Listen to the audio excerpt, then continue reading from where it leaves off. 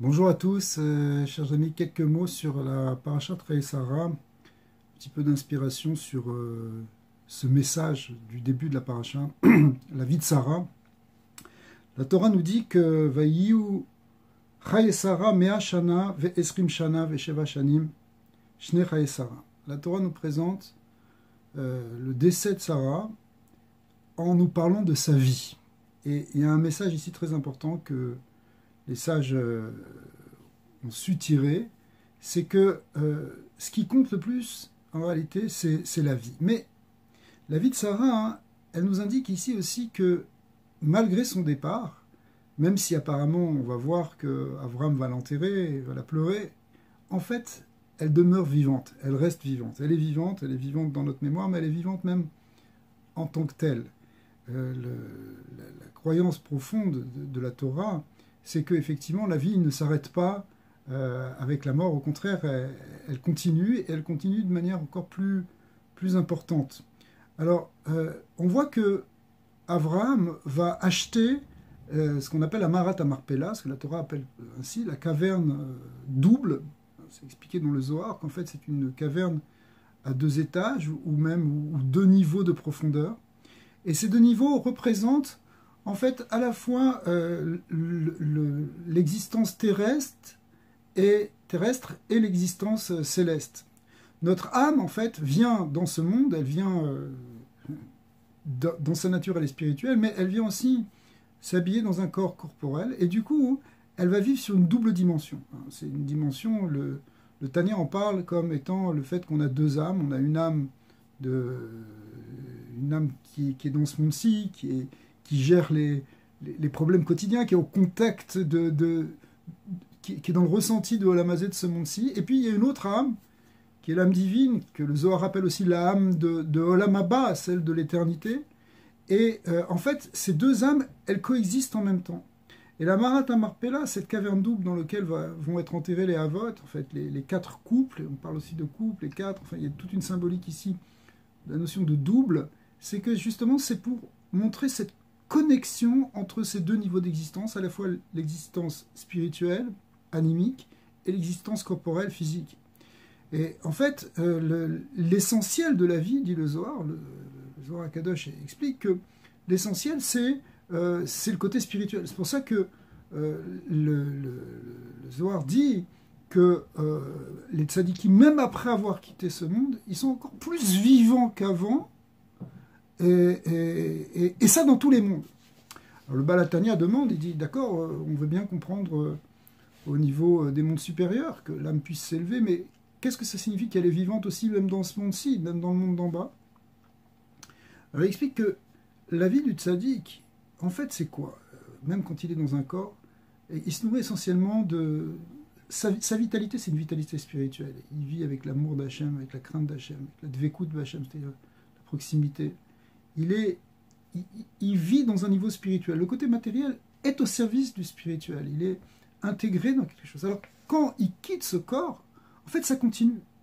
Ça continue, et même ça continue de plus belle, puisque l'âme n'est plus limitée dans le corps, à tel point que il explique que même les élèves qui ont connu ce maître, eh bien, ils peuvent recevoir même encore plus après que ce maître, par exemple, a quitté son corps.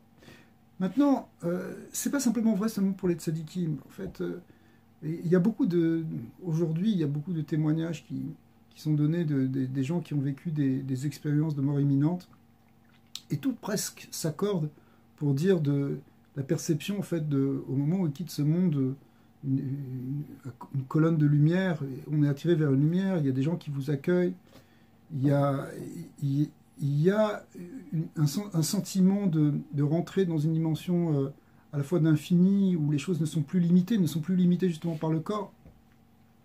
Donc en fait, et ça, tout le monde pratiquement vit ça, c'est-à-dire que l'âme, elle est venue dans ce corps, elle est descendue dans ce corps, elle va repartir. Il y a un sens très profond dans la venue de ce corps, et une préparation même de quelque chose qui va venir après. Ce que les prophètes nous ont dit, qu'après il y aura un moment de résurrection des corps, et résurrection des morts, où le corps sera complètement arrangé, et l'âme pourra revenir. Mais en attendant, cette âme-là, elle a une mission dans ce monde, elle descend dans ce monde, elle vient faire quelque chose dans ce monde. A priori, elle vient développer le potentiel qu'elle a et développer les forces que le Créateur lui a données. Et puis, eh bien, ces forces-là, elles vont se manifester, comme on voit pour Sarah Imeno, elle, dans cette idée de 127 ans, les Rachamim nous disent qu'elle a complètement rempli ses jours et ses journées et ses heures, et il n'y avait pas une seconde qu'elle a perdu. Nous, on n'est pas au niveau de Sarah, et en fait, on aimerait bien remplir au maximum notre temps de manière la plus efficace, mais on n'est pas toujours capable de faire ça.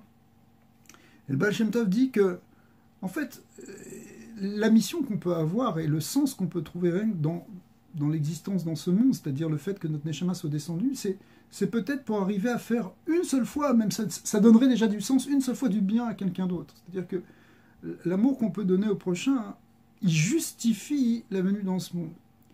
En fait, quelque part, d'une certaine manière, même l'âme, elle est descendue pour ça. Elle est descendue pour développer une forme de Ahava. Parce qu'en fait, dans sa source, la source divine, c'est une source d'amour, de Ahava. Quand on descend dans ce monde, ça devient plus dur, parce qu'on est incarné dans un corps, donc on est séparé des autres, on sent plus cette participation au tout et cette harmonie avec l'infini, et du coup on est tourné vers soi. Et il y a soi et le reste. Et donc, puisqu'on est tourné vers soi, c'est plus dur de donner à l'autre, puisque il y a le moi d'abord. Mais en fait, si on arrive à dépasser ça, si on arrive à changer ça, alors ça fait un très grand changement, parce que ça change la nature de ce monde qui est un monde justement de séparation et de fermeture, où les choses sont toutes enfermées dans un corps, pas simplement un corps humain, mais dans des corps physiques, même minéraux, etc. Donc, le fait qu'on arrive à changer cette nature en donnant, en étant tourné vers l'autre, en refaisant un lien qui nous relie justement finalement avec l'infini, et c'est ça le fondement de l'amour du prochain, alors on arrive à révéler cette dimension infinie, même aussi dans ce monde fini. Et ça, c'est finalement ça, cette mission qu'on a, c'est d'amener l'infini dans le fini, dans ce monde-ci.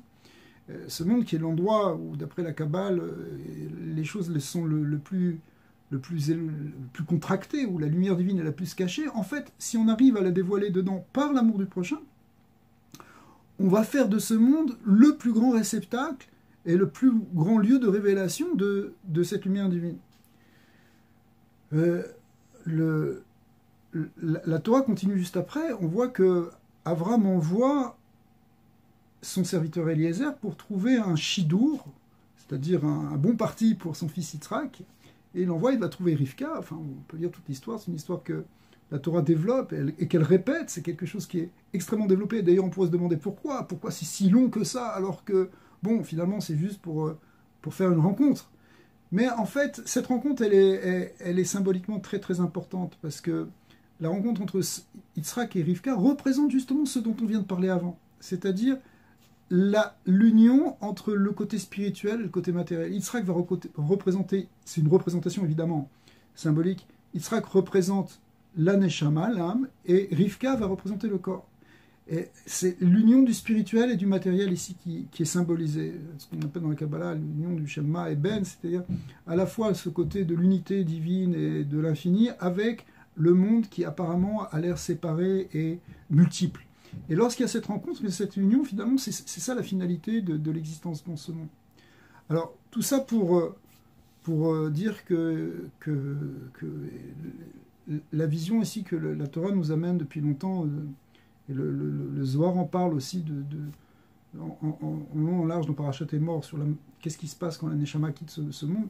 C'est pas une mort au sens purement négatif, c'est au contraire simplement un passage pour préparer encore une union encore plus grande et pour arriver à la finalité qui est la révélation de Dieu dans ce monde.